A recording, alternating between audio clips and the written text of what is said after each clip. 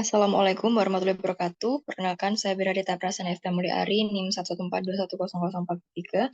Di sini saya akan menjelaskan langkah-langkah acara ke-6, yaitu mengenai tracking GPS, di mana untuk acara ini kita akan ada dua step besar yang kita pakai, yaitu ada pengambilan data lapangan menggunakan GPS Garmin, dan juga pengolahan data lapangan yang sudah kita dapat menggunakan aplikasi MapSource dan juga ArcGIS di laboratorium. Yang pertama, kita akan melakukan pengambilan data lapangan menggunakan GPS Garmin. Berikut ini adalah langkah-langkah dalam pengambilannya, yaitu yang pertama kita akan menyalakan tombol power pada GPS untuk menyalakannya. Tombol powernya itu yang sudah dilingkari oleh warna merah itu, lingkaran warna merah. Kemudian step yang selanjutnya kita akan masuk ke menu utama. Kemudian kita pilih kelola jejak, kita enter. Kemudian setelah itu akan muncul opsi jejak tersimpan, jejak sekarang, dan juga seterusnya seperti pada gambar nomor 2.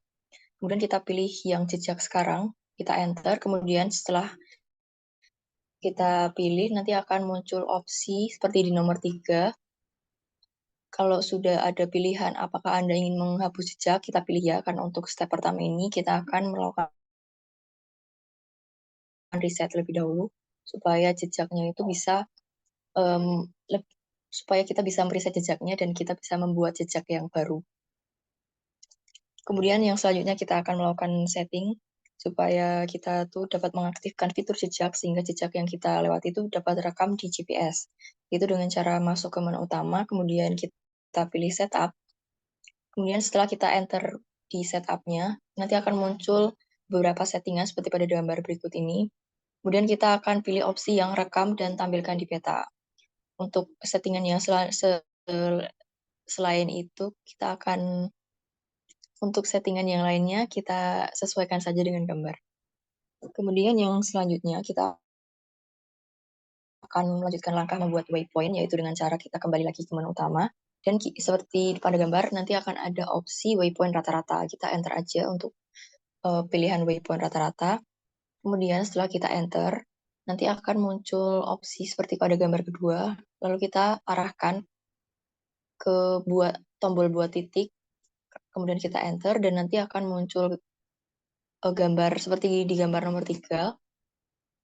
Nah, nanti untuk sebelum kita menyimpan titiknya, pastikan konfidensinya itu sudah di atas 1% dan koordinat UTM-nya itu sudah muncul. Setelah kedua-duanya syaratnya terpenuhi, kita akan langsung klik simpan. Kemudian nanti akan muncul tampilan seperti di nomor 4 apabila titiknya itu sudah terbarui atau terbentuk. Kemudian yang selanjutnya kita akan melakukan penyuntingan waypoint, yaitu dengan pemberian nama dan juga pemberian simbol, tapi untuk acara ini kita hanya cukup memberikan nama, yaitu dengan cara kita kembali lagi ke menu utama, kemudian nanti akan muncul opsi kelola titik seperti pada gambar nomor 1, kemudian setelah itu kita akan memberi nama, seperti pada gambar nomor 2 itu, dan setelah kita memberi nama, nanti akan muncul gambar opsi seperti pada gambar 3, nanti kita arahkan aja tombolnya itu ke opsi peta yang ada di pojok kiri bawah pada gambar nomor 3. Nah, fungsinya kita mengeklik pilihan peta itu supaya nanti kita bisa menampilkan waypoint yang kita buat dan juga jejak yang kita lalui supaya dapat tertampil di GPS-nya seperti pada gambar nomor 4. Nah, kalau kita sudah melakukan langkah-langkah sebelumnya, kita akan ulangi lagi langkah-langkah itu untuk membuat titik-titik yang lainnya hingga titik yang kita dapatkan itu dirasa sudah cukup. Kemudian, jika kita sudah mendapatkan seluruh titik yang kita perlukan, kita akan melakukan penyimpanan jejak, yaitu dengan cara kita kembali lagi ke menu utama, kemudian kita pilih di opsi kelola jejak, seperti yang ada pada gambar 1, kemudian nanti akan muncul pilihan seperti di gambar 2, nanti kita yang jejak sekarang, kemudian kita enter. Setelah di enter, nanti akan muncul gambar seperti di gambar 3, nanti kita pilih yang simpan jejak. Kemudian kita akan memberi nama, dan untuk acara ini kita memberi namanya tuh data plug 7, karena plugnya plug 7. Kemudian setelah kita memberikan nama seperti pada nomor 4, kita klik simpan aja. Dan nanti kalau jejaknya sudah tersimpan, maka akan muncul tampilan seperti pada gambar ini, yaitu yang menyatakan kalau jejak sekarang tersimpan sebagai Rook 7. Kemudian nanti di bawahnya akan ada tulisan, apakah Anda ingin menghapus jejak yang sekarang ini? Nah, kita pilih tidak, karena kalau kita pilih yang ya, nanti jejak yang sudah kita simpan ini akan terhapus kembali atau terreset lagi. Kemudian setelah kita berhasil melakukan penyimpanan jejak, nanti kita akan memindahkan data dari GPS ini ke dalam komputer dan kita akan mengolahnya melalui aplikasi MapSource dan juga ArcGIS. Berikut ini adalah aplikasi MapSource yang sudah dibuka. Kemudian kita akan memasukkan data yang sudah didapatkan dari GPS tadi ke dalam MapSource untuk diolah kembali. Itu kita klik File, kemudian kita klik Open, dan kita masukkan data jejak Rook. Nanti akan didapatkan seperti ini, lalu kita klik yang Track, dan kita klik yang Rook 7 lagi. Setelah itu, kita klik File, Save As. Setelah itu, kita akan mengubah tipenya menjadi DXF, dan kita beri nama jejak. Lalu kita save. Pastikan untuk dokumen extendnya kita sudah memilih yang use UTM coordinate. Lalu kita klik OK. Selanjutnya kita akan menambahkan kembali file yang waypoint dengan cara yang sama. Nanti akan didapatkan beberapa titik seperti ini. Lalu kita akan klik yang waypoint. Lalu kita select semuanya dan kita ulangi lagi save as. Dan save as type-nya menjadi DXF lagi dan kita beri nama titik. Lalu kita klik save. Pastikan sudah koordinat UTM dan kita klik OK.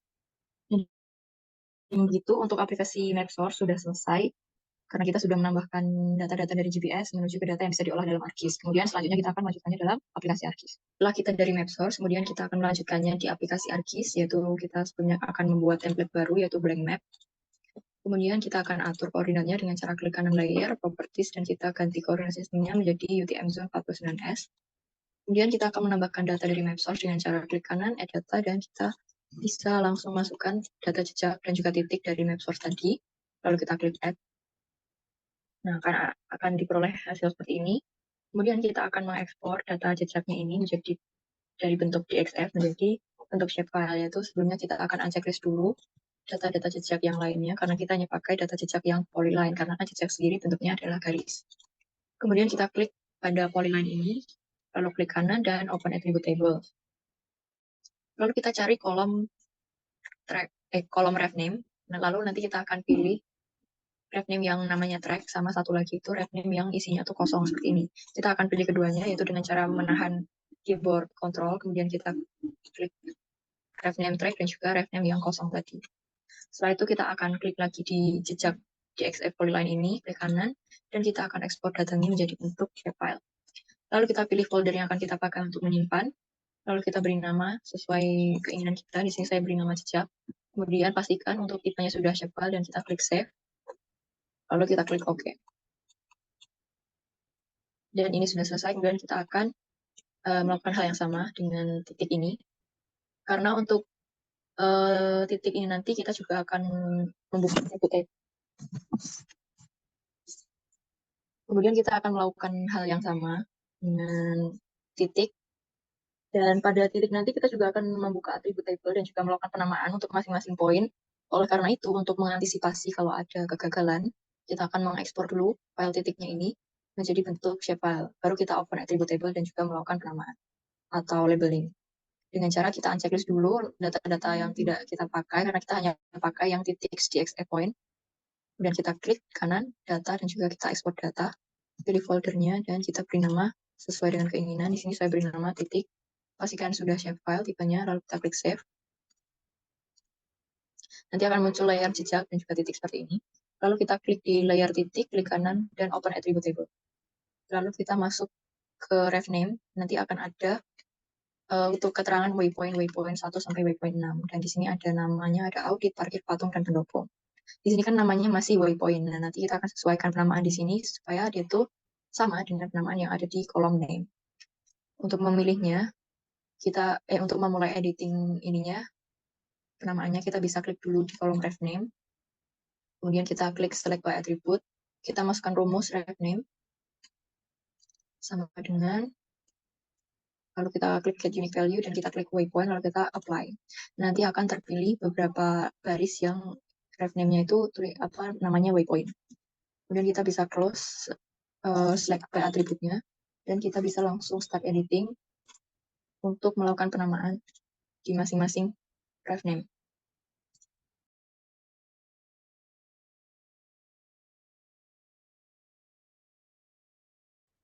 Kemudian jika kita sudah selesai melakukan penamaan, kita akan bisa langsung stop editing aja dan kita simpan hasil editing kita tadi. Kemudian kita bisa tutup atribut table. Kemudian selanjutnya kita akan merapikan hasil track GPS ini, karena kalau kita lakukan zoom in, akan terdapat beberapa area atau poligon yang tidak terlalu rapi. Kita akan rapikan dengan cara kita klik edit vertex ini. Tapi sebelum itu kita start editing dulu. Lalu kita klik poligonnya dan kita pilih yang edit vertex.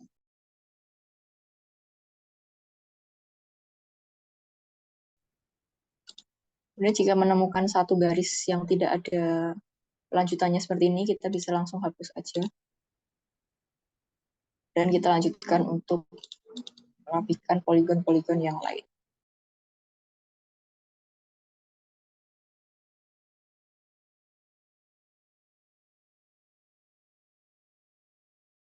Kemudian jika dirasa sudah rapi, kita bisa save edit aja, yaitu bisa langsung save edit atau stop editing. Kita save. Setelah itu kita akan melakukan simbologi, baik dari simbol jejak maupun dari simbol titiknya. Untuk jejaknya sendiri kita bisa langsung klik aja pada simbol garisnya ini 2 kali.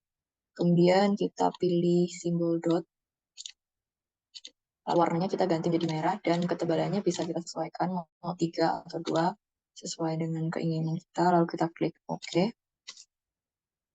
Setelah itu kita juga akan melakukan simbologi untuk titiknya ini dengan cara yang seperti biasa kita lakukan sebelumnya, yaitu klik pada layer titik, klik kanan, lalu properties.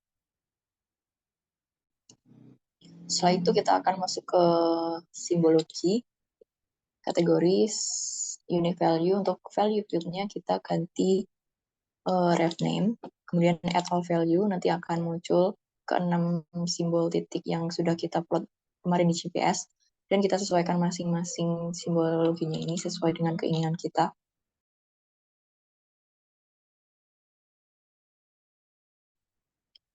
Jika kita sudah melakukan simbologi terhadap ke-6 titiknya ini, kita bisa klik apply. Kemudian kita akan lanjutkan dengan labeling dengan cara klik label. Dan kita checklist pada label featured in this layer. Untuk label field-nya kita ganti jadi ref name. Dan untuk font-nya kita ganti Times New Roman dengan ukuran font bisa 8 atau 10. Di sini saya pilih 10. Dan kita klik ke simbol. Setelah itu kita klik ke edit simbol. Kemudian kita akan ubah mask-nya ini jadi halo. Kita aktifkan. Kemudian kita klik OK. Dan kita klik apply. Lalu kita klik OK lagi. Dan kita bisa lihat kalau semuanya sudah ternamai dan juga telah memiliki penamaannya masing-masing dengan label masing-masing. Setelah itu kita akan memasukkan data citra ke dalam data ini untuk melihat kesesuaian antara track-nya ini, yang merah ini, dengan citra yang kita punya, yaitu dengan cara klik layer, add data, lalu kita masukkan citra dari kampus UPN. Nah, berikut ini adalah hasil setelah kita masukkan data citranya. Setelah itu, kita akan menyimpan hasilnya ini dengan cara klik file, save as, dan kita bisa simpan dengan nama yang kita perlukan supaya nanti mudah dicari, dan kita klik save.